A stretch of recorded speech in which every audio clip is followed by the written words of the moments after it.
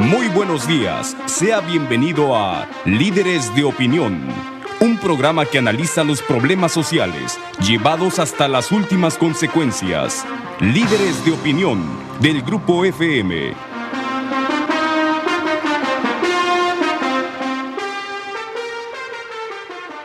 Hola, ¿qué tal? Buenos días, bienvenidos a su programa Líderes de Opinión. Soy su servidor Francisco Ávila Camberos, a sus órdenes, conduciendo esta mañana el programa y comentándoles que tenemos como invitado especial para este programa, para esta mañana, al licenciado Arturo Matielo Canales. Él es licenciado en Derecho, tiene una maestría en Economía, además de otros estudios, y pues se ha dedicado durante buena parte de su vida a la docencia. Eso le da una facilidad extraordinaria para poder explicar casos, pues que para una persona poco versada en economía a lo mejor suenan muy complejos de entender. Por eso lo hemos invitado. Él, además de ser licenciado en Derecho, tener la maestría, ha sido diputado local y ha sido presidente del Consejo de Participación Ciudadana. Le damos la bienvenida y le decimos también que nos da mucho gusto que haya aceptado acompañarnos. Paco, Arturo, gracias, muy buen día. Me da mucho gusto estar aquí contigo y con todos los que nos escuchan y ven. Y bueno, pues sí, platicando un poco del Tratado de Libre Comercio, ¿no? Sí, claro, ese es un tema que está totalmente vigente. La realidad es que escuchamos en los medios de comunicación pues versiones totalmente distintas, mientras el presidente de los Estados Unidos dice que fue un tratado maravilloso, extraordinario, especial, pues de alguna manera festeja la celebración de un acuerdo. La realidad es que cuando empezamos a ver la letra chiquita y los detalles de lo que tiene ahora que aceptar México para poder seguir participando en lo que ahora le llaman un acuerdo, pues sí nos deja bastante preocupados. Por lo tanto, da la impresión que lo que manifestó el presidente Trump, pues es que salió muy bien el acuerdo que tuvieron, pero muy bien para los Estados Unidos, no para México. Sí, no, para México quedó en marca ACME. Quedó no sé si recuerdes aquellas caricaturas. Todo era marca ACME. Sí. Acuerdo comercial México-Estados Unidos. Pero esto no es cierto. Donald Trump es muy bueno para manejar percepción.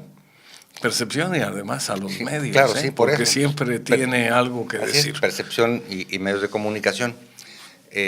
Sí, el tratado, el acuerdo, ya aterrizó en la primera mesa de negociación, pero hay algunos puntos que no dependen de México.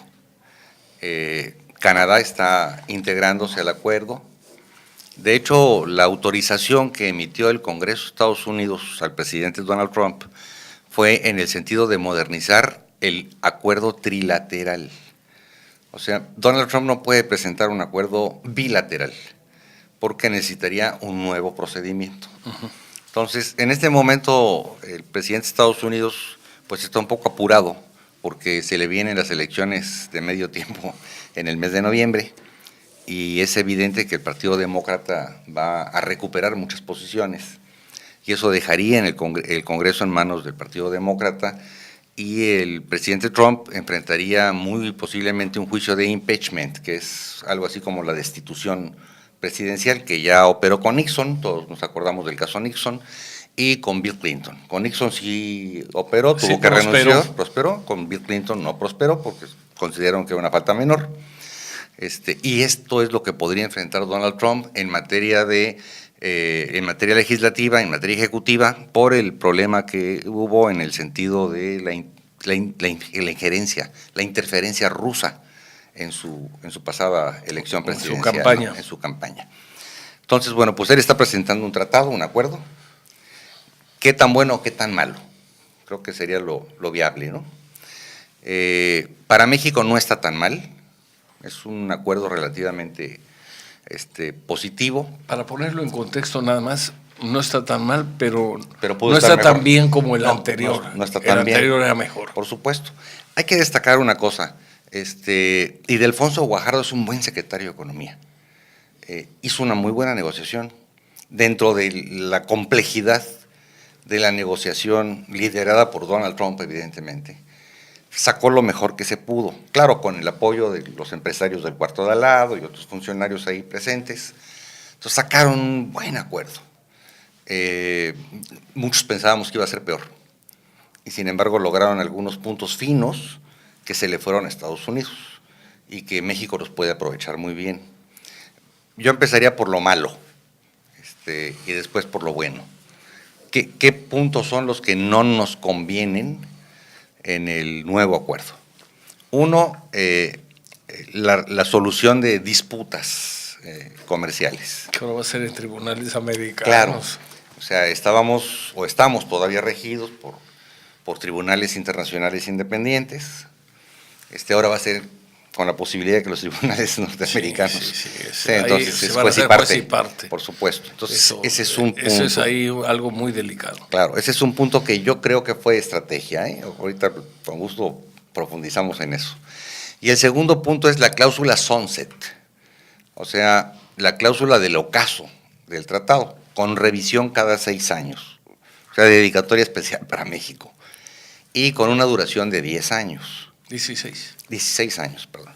Pero la revisión cada 6 años no tendría complicación. El problema es que una industria, una mega industria, Paco, como no puede planear en un escenario tan corto, efectivamente. Entonces, ¿qué es lo que buscó Trump? Amarrar las inversiones, ¿no? O sea, pues tú sabes si te metes a crear plantas en México, pero en 16 años, quién sabe si todavía subsista el tratado, ¿no? En 16 años ya no va a estar Trump. Así es, esa es la esperanza. Esa es la esperanza de todos. Solamente se puede reelegir una vez. Claro, efectivamente. Entonces, creo que ese es uno de los puntos malos, junto con el de los tribunales, pero excepción hecha de la cláusula sunset, el otro clausulado de solución de controversias, creo que México lo hizo para que Canadá lo desbarate. O sea, ahí México le pasó la pelota a le pasó la pelota a Canadá. ¿Por qué? Porque ahora Canadá, contrario a lo que dice Donald Trump, que tienen hasta el miércoles, este miércoles, jueves o esta semana para incorporarse, eso es erróneo. La realidad es que tiene todo el mes de septiembre y todavía parte de octubre.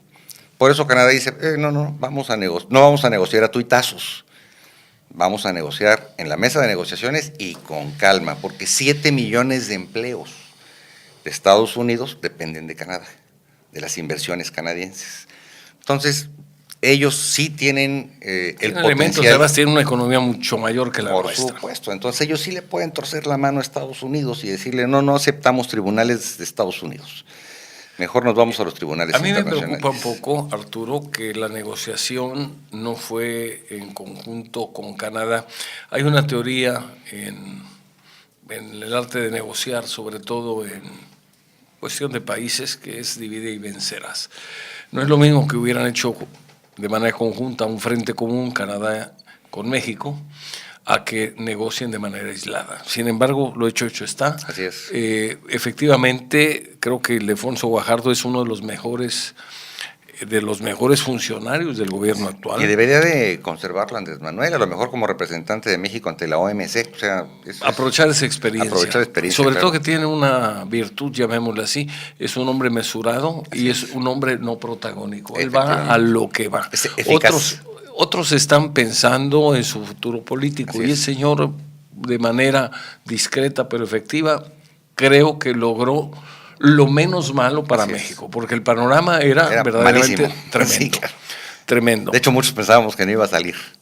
Sí, tronaba el acuerdo. Pero no le convenía también a Estados Unidos. Claro, por supuesto, sí. Estados Unidos, por ahí hay alguien que dice que no tiene amigos, tiene intereses. Y hay otro detalle también importante, muchas de las inversiones que están aquí son de empresas americanas. Sí. El hecho de obligarlas a reintegrarse a Estados Unidos, donde los salarios son más altos, implicaría a lo mejor alguna incomodidad para los americanos, para el ciudadano, porque el llevar de regreso esas inversiones, esas plantas que están en México, donde gozan de unos salarios relativamente hablando muy bajos en comparación con Estados Unidos, pues haría que simplemente los costos en Estados Unidos se irían a las nubes. A las nubes, así es. Y saldría más caro los carros hechos en Estados Unidos, saldría más caro en general lo que se fabricaría ya en comparación con los que se fabrica aquí, por las mismas empresas que tienen también fábricas del otro lado, es decir, de Estados Unidos. Y la conclusión es que habría una gran inconformidad por parte del pueblo americano, porque tendría que pagar ahora a precios mucho más elevados. Sí. Esto generaría además inflación e incomodidad, y los políticos están midiendo, pues de alguna forma, el impacto que estas decisiones pueden tener en el electorado. Decía Bill Clinton que la única parte importante o lo que más le importa, para ser más preciso, a la gente es la economía. Yo creo que por eso hasta tú estudiaste economía, porque eres abogado y me platicabas hace un momento que, bueno, te empezó a gustar la economía y tomaste una maestría. Efectivamente. Entonces, volviendo al tema... Bueno, eso sería lo oscuro para nosotros del tratado. Pero me preocupa, no, dices de lo oscuro, pero no mencionaste lo de la obligación de subir a $16 la hora. No, creo que es un grave error del mismo Donald Trump. Ahí se nota que no conoce el libre comercio. Está pensando en cortísimo plazo. Y además hay una cosa, él dice que es empresario, pero por lo que yo he escuchado... Más bien es negociante, ¿no? Es un especulador. Así es, un especulador. Él se dedica a comprar y vender propiedades.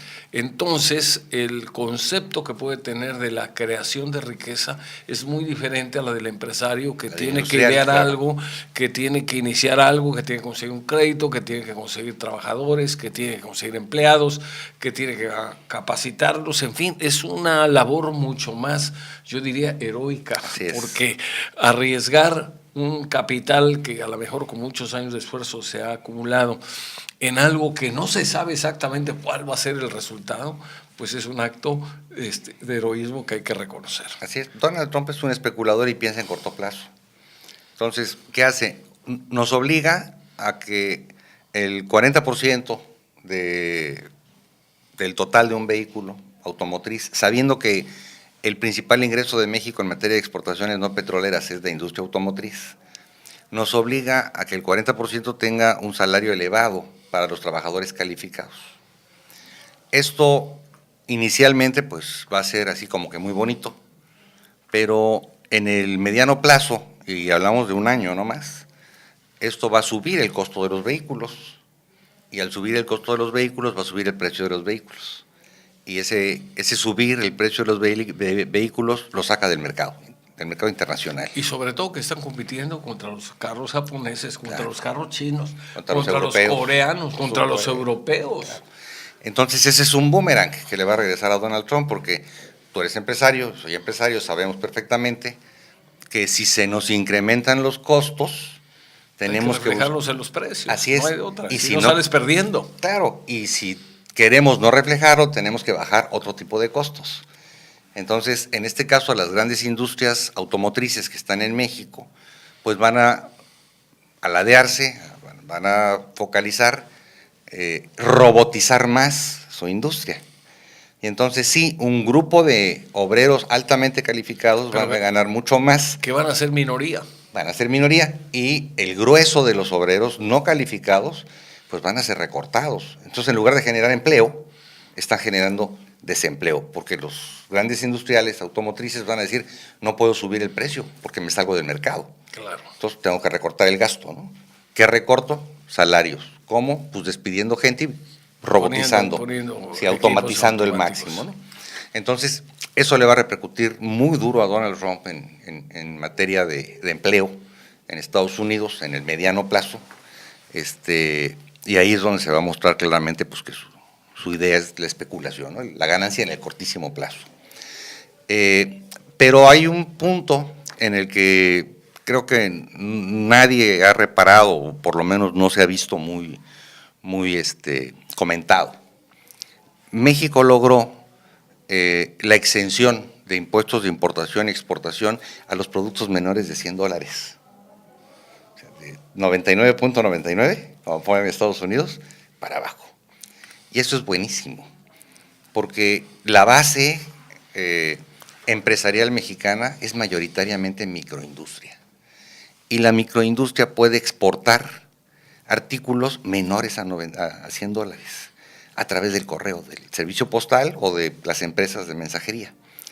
Entonces, para contextualizarlo, si hay un taller de costura de una pequeña costurería mexicana y esta persona tiene 4 o 5 obreros o obreras y produce vestidos, les toma una foto, pues se puede subir a cualquier plataforma como eBay para comercializarla o crear su propia página y puede encontrar compradores en Estados Unidos de un vestido. O sea, no mayoreo, simple menudeo. Y con eso ya no tienen que pagar aranceles. Con eso no tienen que pagar aranceles. Nada más entonces, que, está bien, nada más que para poder vender lo que cuesta, el equivalente a lo que cuesta un coche, pues habría que vender quizá cuántos vestidos. Claro, ahí es donde entramos en problemas de escala. Hay muchísimas familias que Sí. tienen microempresas. Claro. Entonces, Son las más numerosas. Claro. Dicen que el 70% de la empresa mexicana son pequeñas y medianas. si nos imaginamos un taller de costura que logre ingresar la propietaria 40 o 50 mil pesos mensuales, solo por la vía de enviar vestidos hacia la Unión Americana, son 300 millones de consumidores potenciales, podría haber una reactivación de la microeconomía. Está muy interesante. Sí, está muy interesante. Está muy interesante. Vamos a seguir platicando de esto después de una pausa. Regresamos en un momento.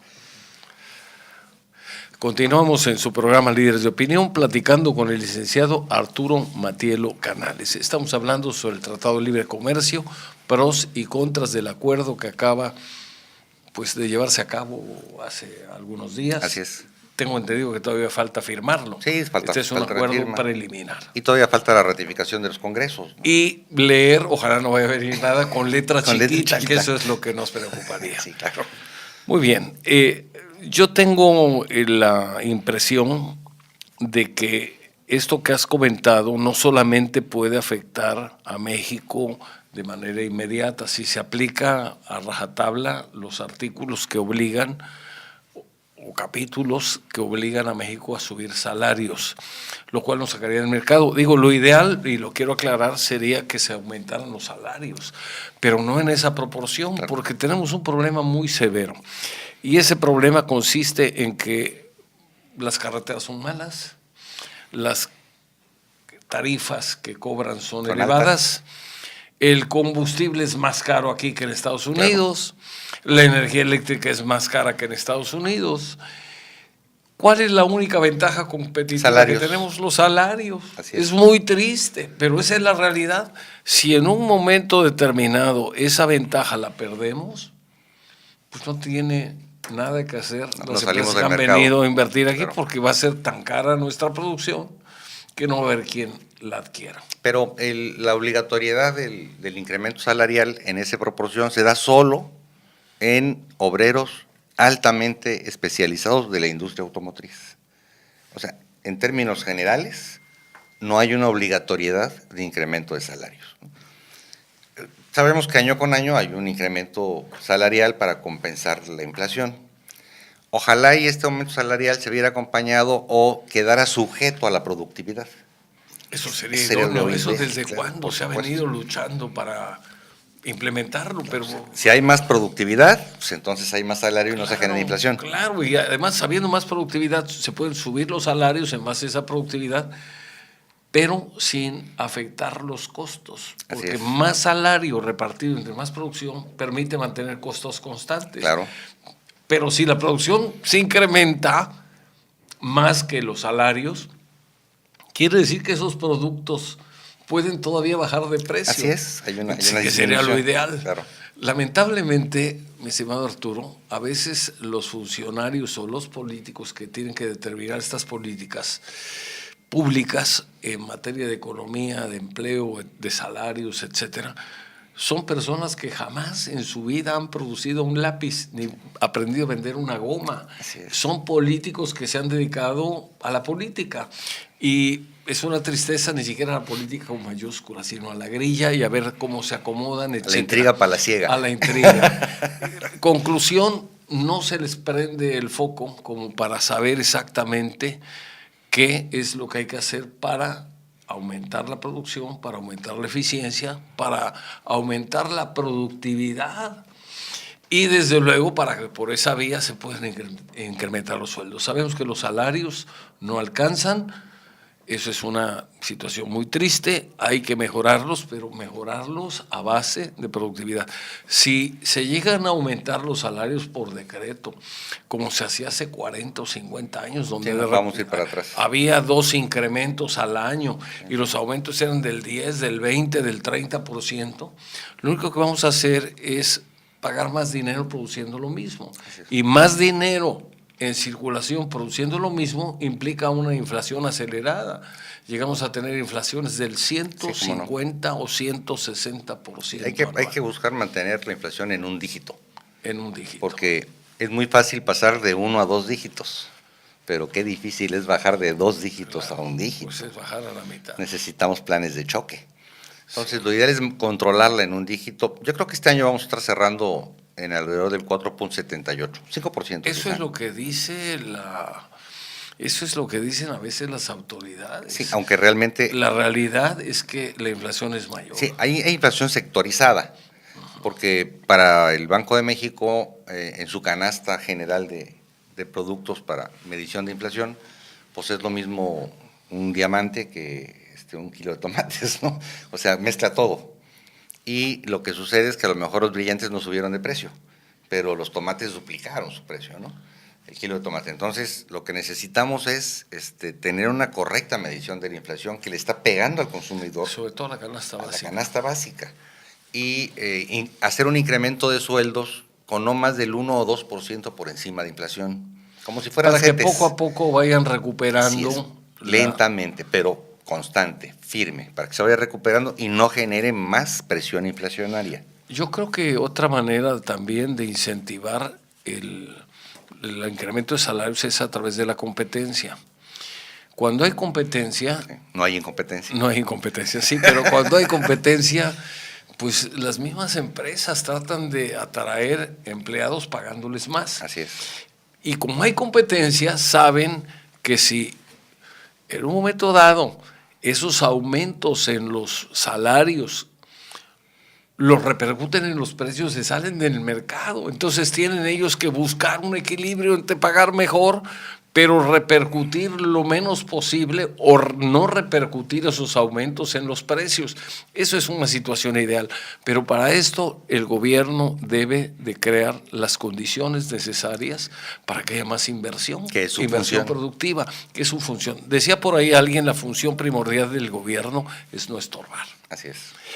El problema es que volvemos al caso de los políticos que se dedican a la grilla, que saben poco de economía y si saben lo ignoran a propósito porque genera más votos y más cargos el rollo, la demagogia, las promesas, etcétera. Y te ponen muchísimas más regulaciones. Te ponen más regulaciones. Para que les debas el favor. Fíjate, me platicaba una persona, dice, mira, ya de por sí es enredado el sistema fiscal que tenemos. Claro.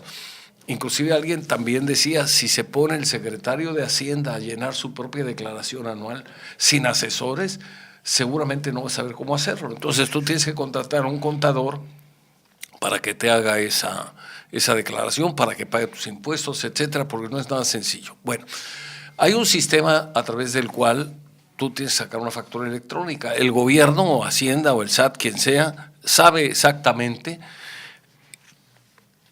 a quién estás facturando, por qué importe estás facturando, etcétera. Tiene la información, pero ahora se ha establecido una nueva modalidad o una nueva regulación, una regla que dice que tienes que avisar cuando te paguen.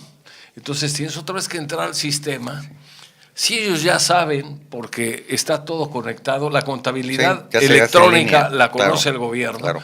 Por favor que ya no inventen más cosas, porque lo veo, por ejemplo, en una empresa constructora. Fíjate, antes predominaban en las constructoras ingenieros, arquitectos, dibujantes, técnicos. Ahora son contadores. Ahora son contadores, porque si en una de esas te equivocas, te crucifican. Así es. Yo creo que ahí hay que replantear todo otra vez. Sí, efectivamente. Para Para simplificar. Una total simplificación del sistema impositivo mexicano. Y aquí entramos en un tema que luego la gente no quiere escuchar, pero creo que es necesario.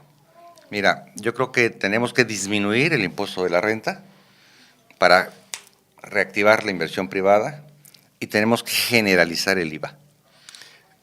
En muchos países se generalizó el IVA. A lo mejor no en la misma proporción. No estoy diciendo Habría que le estudiar. cobremos el 16 a todos. No, a lo mejor un 5, un 3, un 4. Sí. Por ejemplo, a los alimentos y a lo mejor un 5% a las medicinas. Medicinas, claro. Mira, es tan interesante esto que no nos va a dar tiempo en este bloque. Vamos a una pausa y regresamos para seguir platicando.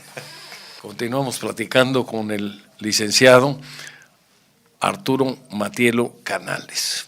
Estamos hablando del Tratado de Libre Comercio, estamos hablando de competitividad, estamos hablando de economía, estamos hablando de, pues, cómo debe hacerse debe hacer el gobierno para poder motivar a los empresarios a que inviertan, a que generen empleos, a que haya más empresarios para que haya más empleo. En fin, una serie de tópicos que están de alguna manera interrelacionados entre sí. ¿Continuamos entonces? Continuamos, sí. El tema, me comentabas tú, para poder reactivar la economía y cuáles serían el inicio de este cambio que debe de implementarse aprovechando que ahora va a haber un nuevo gobierno. Me imagino que es sobre hacer una verdadera reforma fiscal para simplificar. Yo iría más allá. Yo creo que necesitamos hacer una reforma hacendaria. O sea, no solo lo fiscal, sino todo lo hacendario. Aprovechar el cambio de gobierno, aprovechar las expectativas para modificar el esquema y disminuir, reitero, un poco, no mucho, pero sí un poco el impuesto de la renta. Trump acaba de reducirlo, sí, o de bajarlo. Sí, claro, sí. Necesitamos competir. ¿Y en cuánto quedó? Creo que en el 21, ¿no? Aproximadamente. Sí, fueron 21%. 10 puntos, sí, aproximadamente. Entonces andamos en un 21%. Estamos en un 32. Estamos aquí en un 30. Estamos 9, 10 puntos arriba de ellos. Pues es absurdo. Así pero es. Además hay un problema. Aquí, cuando tú ya pagaste el 30% de impuestos sobre utilidades, quieres retirar como accionista, quieres retirar tus dividendos. Así es. O quieres cobrar tus dividendos y tienes que pagar un 10% adicional de impuestos. Sí. Y aparte tuviste que pagar un 10% de reparto de utilidades. Así es, y en tus compras consuetudinarias tuviste que pagar impuesto de valor agregado. Sobre el IVA. Más Entonces, impuesto especial sobre productos de trabajo, sí, y, bueno, toda una cascada de impuestos, ¿no? Entonces, todavía me acuerdo cuando era el gobierno de Gustavo Díaz Ordaz, que era un 4% sobre ingresos mercantiles. Y se nos convirtió en una enorme cascada de impuestos, ¿no? Sí. Era mucho más simple, por eso... Y en esa época quiero comentar, porque a lo mejor muchos de nuestros radioyentes no la vivieron, pero yo sí la viví, yo ya trabajaba y pues de alguna manera tenía yo registrado esto. Pasaba algo muy curioso, el país crecía con una tasa del 6%, sí, por supuesto, con una inflación bajísima. Así es. Tuvimos 18 años, el dólar a 12.50. Porque se generaba riqueza, Paco. Se Se generaba riqueza y entonces el impuesto era pequeño, pero todos pagaban impuestos. Porque era tan pequeño el impuesto que a nadie le dolía pagar el impuesto. Entonces eso dinamizó la economía mexicana con el famoso desarrollo estabilizador. Fueron 3 sexenios de alto crecimiento económico. Después nos modificaron el esquema fiscal, México se petrolizó. En esa época un Volkswagen costaba 18,000 pesos. Sí, cómo no, de los viejos pesos. $1,500. Así es. Aproximadamente. De hecho, era en el lejano oriente, en China prefería negociar en pesos que en dólares, por la fortaleza del peso mexicano. Estaba el peso plata. O sea, teníamos una sólida base económica y un muy buen desarrollo en el corto y mediano plazo. Yo creo que nos atragantamos con el petróleo y entonces abandonamos la actividad empresarial de parte del gobierno y se focalizó solamente el petróleo.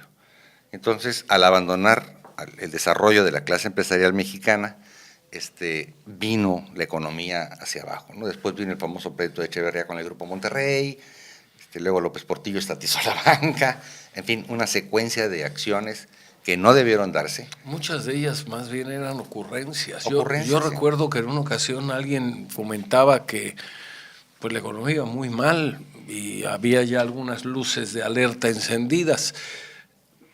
El presidente salió, era Echeverría, y dijo, no, un momento, tranquilos, la economía se maneja desde Los Pinos. Bueno, pues fue una declaración que causó mucho más zozobra que tranquilidad. Que certeza, así es. Eran épocas donde no sabía qué iba a pasar. Desde el punto de vista económico, inclusive yo recuerdo que cuando iba a salir Luis Echeverría había el rumor de que iba a haber un golpe de Estado, a tal grado de que los bancos se vieron saturados de cuentavientes que iban a retirar su dinero. Esa era una situación que jamás a mí me había tocado vivir. Pero bueno, hablamos de este tipo de anécdotas porque es importante que la ciudadanía sepa que nos fue muy bien con algunos gobiernos y nos fue muy mal con otros. Sobre todo, ¿para qué? Para que no repitamos la misma película. Efectivamente, para no caer en el mismo error, tropezar con la misma piedra. Con la misma piedra. Sí. Arturo, y retomando el tema del Tratado de Libre Comercio, que es el tema pues focal de esta plática, ¿tú consideras que podremos salir adelante a pesar de las adversidades que se vislumbran en el tratado? Yo creo que sí. Mira, hay otra cláusula muy interesante que creo que nos beneficia más que perjudicarnos, que es la apertura total de las fronteras en materia agropecuaria. Esto es, México va a poder exportarle toda la fruta posible a Estados Unidos. Eso dice el acuerdo, sí. Pero basta y sobra con que digan, oye, trae un hongo, sí, claro. Y no pasa esas son nada. Las barreras más son las barreras más complicadas. Perversas. Me tocó ser presidente de la Asociación Nacional de Importadores y Exportadores en el estado de Veracruz, delegado se llamaba en aquel entonces, durante 10, 12 años. Y peleábamos mucho la mosca pinta con la piña. ¿Qué lata dan en Estados Unidos con eso específicamente? Pero finalmente tenemos la opción y la posibilidad de exportar toda la fruta que podamos. Claro, ellos nos van a inundar de granos. Ese es el problema. El problema es que aquí el campo, como se fraccionó, y de un latifundio pasó a ser un minifundio. Así es. Pues simplemente por cuestión de escala los costos se fueron a las nubes, el rendimiento por hectárea es bajísimo. Conclusión, sale más barato importar granos, y eso es terrible, terrible, porque si vienen los granos más baratos, pues va a resultar que nuestros agricultores van a tener que cambiar de giro, vender su tierra, o no sé qué van a hacer, porque no van a poder competir con los precios de los productos que vienen de allá. Sí, ahí lo que tendríamos que hacer quizá es generar una economía más enfocada a lo regional que a la exportación en materia de granos, ¿no? O sea, intentar que la gente produzca los granos cerca de los centros de consumo y el excedente, pues intentar exportarlo, sino pues a consumo nacional, ¿no? Ahí tiene que haber ajustes. Yo desconozco realmente hasta este momento cuál es el criterio económico del nuevo gobierno, porque si te fijas, bueno, pues la designada como secretaria de Economía no ha dicho esta boca es mía, o sea, está como que con un perfil bajísimo, ¿no? Entonces ahí necesitamos saber exactamente cuál es el planteamiento en materia de modelo de desarrollo. Sí, desarrollo estabilizador, perfecto, pero específicamente qué van a hacer con algunos segmentos productores que, como es el caso de los granos, necesitan apoyos específicos o redireccionarlos, ¿no? Sabemos que quieren crear 100 universidades en el territorio nacional, nuevas, públicas, y que son universidades que deberán ser tecnológicas, de lo que hemos dialogado, y específicamente en zonas. Por ejemplo, en Martínez de la Torre se tiene pensado crear una universidad tecnológica dedicada a los cítricos, en Zongolica dedicada al café, en la zona de Coatzacoalcos y Mina dedicada al petróleo, muy específica para que la gente se arraigue en esa región y tenga una visión de producción de lo que se cultiva en su zona, en su región. Así es, eso se me hace muy viable. Y en lugar de hacer unas universidades, aquí es donde a mí me hace ruido esas propuestas. carreras técnicas, pero además aprovechando la infraestructura que ya tiene la Universidad Veracruzana. Por supuesto. Aprovechando la infraestructura que tienen los tecnológicos.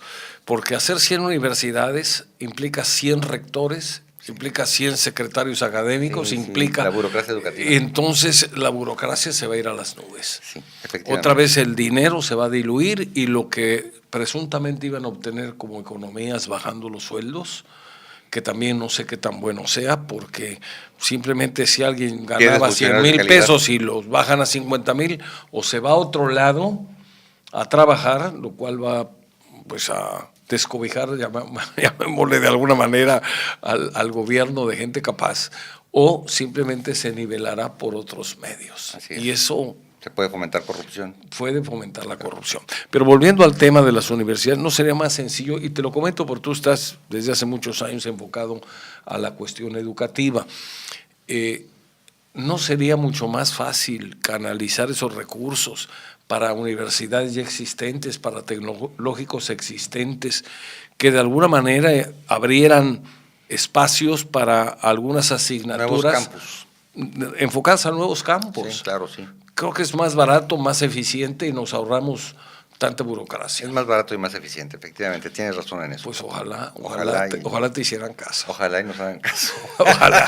Ojalá. Es un gobierno que ha generado muchas expectativas, que quiere hacer las cosas bien, lo ha anunciado, quiere reducir el dispendio, pero yo no entiendo cómo es posible, por ejemplo, que se ponga como meta bajar sueldos, obtener economías y esos recursos gastarlos en otra cosa. Bueno, que no forzosamente es producir o con eficiencia o resolver mediante satisfactores que genere el propio gobierno los problemas que tiene la comunidad, sino es nada más tal vez cambiar un gasto en la mano derecha, pasarlo a la mano izquierda. Sí. Viene siendo gasto de todas maneras. Sí, hay dos temas muy importantes que si logramos controlarlos, modificarían el entorno de vida de México y nos darían viabilidad en el mediano plazo. Y los dos tienen que ver con la seguridad pública. Ya después de muchos estudios hemos logrado focalizar los dos factores de más alto riesgo en materia de seguridad. Uno es la educación. Hemos logrado detectar que si hay mayor deserción escolar, hay más inseguridad. Y si hay más inseguridad, hay más deserción escolar. O sea que es como un remolino. Así es una espiral que se alimenta a sí misma. Entonces necesitamos cortar ese círculo negativo. Necesitamos provocar que los chicos regresen a las escuelas para que no estén en grupos pandilleros. Para eso hay que fomentar también mucho el deporte. Por supuesto. Y la integración de las familias. Pero eso lo vemos desde el punto de vista de educación, ya sea educación desde las aulas o desde la casa, que tú y yo sabemos que, como decían las abuelitas, la educación se mama, ¿no? En casa. Entonces, eso hay que atacarlo por una vía. Y por la otra vía, la desigualdad, y esto es importantísimo. Por cada 1% que crece la desigualdad en México, se generan 6 delitos por cada 6 homicidios dolosos por cada 100,000 habitantes, Paco. Lo que significa que nuestras franjas, tenemos 120 millones de habitantes, de acuerdo a la CONAPO, tenemos 1,200 franjas de 100,000 habitantes, si Pitágoras no falló, y si son 5 a 6 homicidios por cada 100,000 habitantes, entonces cada 1% de desigualdad nos incrementa en 6,000 homicidios dolosos nuestro indicador delincuencial. Entonces necesitamos disminuir esa desigualdad que existe entre las diversas capas sociales. Inicialmente se pensaba que las becas a los estudiantes de universidad podían disminuir ese problema, pero al final se tomó el acuerdo de que no era eso, de que para atacar ambos problemas, las becas deberían ser para los empresarios. O sea, un empresario que contrate a un joven que acaba de salir de la universidad, el gobierno le otorga una beca al nuevo empleado, al universitario, le otorga una beca de primer trabajo. Entonces el empresario no desembolsa el sueldo. La obligación del empresario es enseñarle a este aprendiz. Volvemos al sistema de aprendices. Volvemos al sistema de aprendices.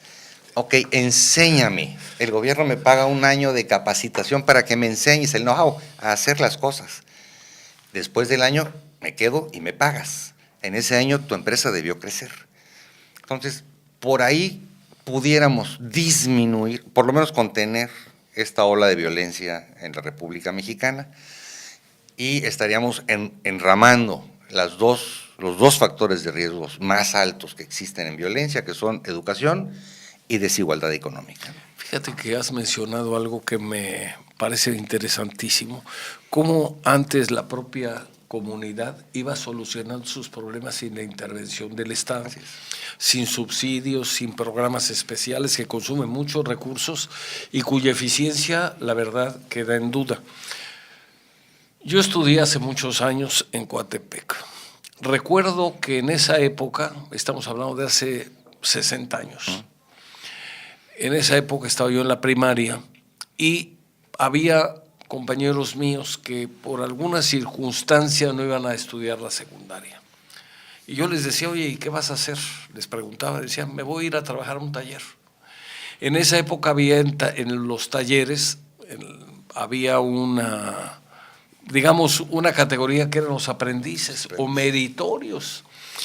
¿Qué es lo que pasaba? Iba un jovencito de 12 o 13 años a trabajar un taller. Obviamente les daban tareas acorde con la edad, lavar tornillos, limpiar piezas, etcétera. ¿Qué es lo que pasaba? Que tenía ahí una escuela práctica que al gobierno no le costaba un centavo. Alguien diría, es que se explotaban a los niños. Bueno, eran los usos y costumbres de la época. No creo que hubiera habido una explotación porque los padres no lo hubieran permitido. Claro.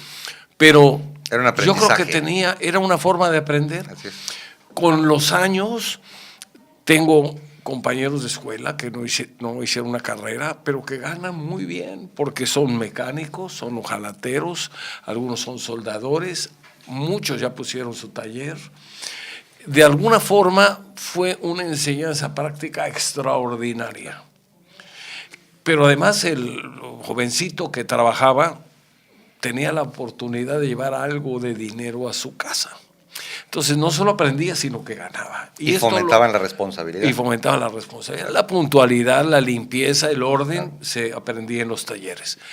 ¿Qué es lo que pasaba con el paso del tiempo? Bueno, que hubo gente que llegó a tener éxito a pesar de no ser profesionistas, porque nunca vamos a dejar de necesitar al mecánico, al herrero, al técnico, al carpintero, al técnico. Sí, claro. A tal grado...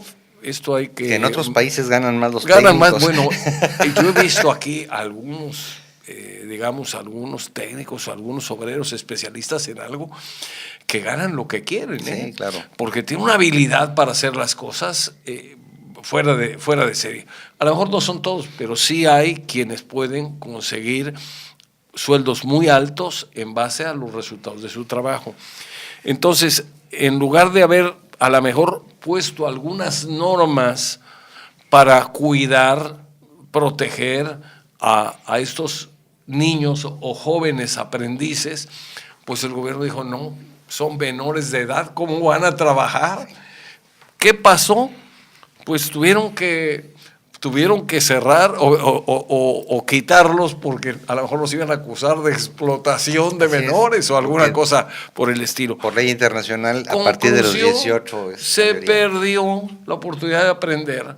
Como no estudiaron porque no les gustaba o porque no tenían recursos en su casa, pues ni estudiaron ni trabajaron.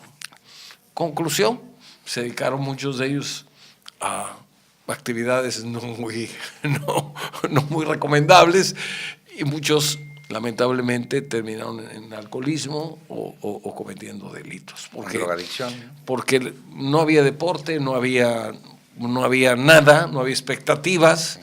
Y cuando no hay expectativas, pues la gente se deprime, entonces busca otras salidas. Los famosos ninis ahora. Los famosos ninis de ahora. Que por cierto, el 70% de los ninis son mujeres. Fíjate qué curioso. Ese es un dato estadístico muy fino. 7 de cada 10 ninis son mujeres. Necesitamos ocupar a las mujeres que no están estudiando ni están trabajando en actividades productivas de carácter técnico. Y además hay una cosa importantísima, con la tecnología que se tiene ahora, el internet, etcétera, muchos trabajos se pueden hacer en casa. Sí, por supuesto. No tienen ni siquiera que salir, con la ventaja que esto les permite incorporarse a un esquema laboral que les permite tener un ingreso sin desplazarse. El mercadeo. Y eso a lo mejor no lo hemos sabido explotar en el buen sentido de la palabra aquí en México. Como que hace falta que el nuevo gobierno no solo no estorbe, sino además promueva, ojalá, claro, y se deje aconsejar por quienes conocen de estos temas. No sé qué tan factible sea, porque pues estuve viendo por ahí algunas de las fotografías de quienes van a integrar el nuevo gabinete y son personas que andan arriba, en algunos casos, arriba de 70 u 80 años. Sí, el promedio del nuevo No tengo nada contra los mayores, porque yo ya estoy en ese rango, pero bueno, un poquito abajo, pero el promedio son 69 años. Ya una gente de edad más está pensando más que en trabajar, está pensando en los nietos, está pensando en otras cosas, ya no tiene la misma vitalidad. Creo que la estrategia que se está siguiendo, espero que esté entendiendo yo el mensaje, es la de un gabinete de edad avanzada de 3 años para poner orden en este país. Pues sí, pero si algunos se van nada más a dormir, no sé qué orden puedan poner. Intentar recuperar un poco los valores, reordenar el país en 3 años y después la sustitución por generaciones nuevas que tendrán que estar aprendiendo en los 3 años previos. 3 años, sí. Creo que esa es mi lectura desde afuera, ¿no? Solo un comentario, aprender valores, y veo que ahí está Napoleón y en otro está Bartlett. Sí, desafortunadamente. Realmente creo que dan ganas de salir corriendo, pero vamos a una pausa y continuamos en un momento más. Seguimos platicando con el licenciado Arturo Matielo Canales, abogado, con una maestría en economía, diputado local, presidente del Consejo de Participación Ciudadana y alguien muy involucrado en cuestiones sociales, dedicado desde hace varios años a la docencia, una gran facilidad que tiene para explicar temas complejos. Arturo, volvemos al tema entonces. ¿Tú crees que esto llegue a funcionar? Me refiero al gabinete con personas que tienen promedio 69 años, creo que hay alguien por ahí que rebasa los 80, me parece que el futuro secretario de Comunicación rebasa los 80. Sí, claro. Y no sé quiénes más, pero sí hay gente o personas que ya son de una generación que debía estar pensionada. Sí, Paco, yo espero que funcione realmente, porque yo creo que es una de nuestras últimas oportunidades para que México finalmente salga adelante. Hay que aprovechar este optimismo generalizado en el que tirios y troyanos decidieron bajar armas y decir, bueno, vamos a apoyar al nuevo gobierno, a ver si es cierto que esto cambia, ¿no? Entonces, si logramos ese impulso, sin abandonar cada quien su lucha ideológica, su trinchera, es muy válida, ¿no? Y sin dejar de criticar, eso es importantísimo. Hay que seguir haciendo crítica constructiva, propositiva, ¿no? Claro. Hay que aprovecharlo, hay que generar, hay que impulsar e intentar que en 3 años, efectivamente, México se enderece. Hay que detener la ola delincuencial, de la violencia. Hay que lograr aterrizar el Tratado de Libre Comercio, que se va a llamar 2.0 y ahorita está en 0.5, digo yo. Espero que Canadá le sube el 1.5 que necesitamos. Hay que recuperar los valores en educación, en las casas, en los hogares. O sea, son 3 años de muchísimo trabajo social, más allá del trabajo gubernamental. Si logramos hacer eso y logramos que México se estabilice, las nuevas generaciones tendrán que tomar el mando y tendrán que sacarnos adelante de este bache que no solo México, hay que decirlo, es gran parte de Latinoamérica y algunos otros países en el mundo. Grecia, a Dios gracias, acaba de concluir su etapa crítica. Estamos en medio de una gran depresión económica, que similar a la larga depresión, todo el mundo habla de la Gran Depresión del 29, no, esta está similar a la de 1890, que duró 20 años.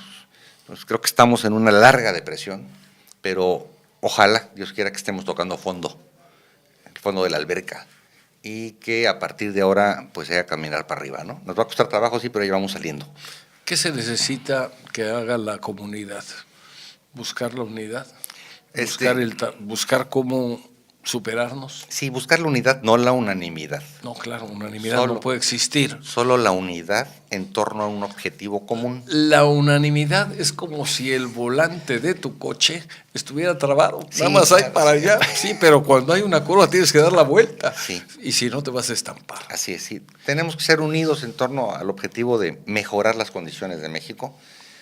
Quienes ya tenemos cierta edad, debemos de pensar en nuestros hijos y nuestros nietos, hacer lo que se pueda, aportar lo que podamos.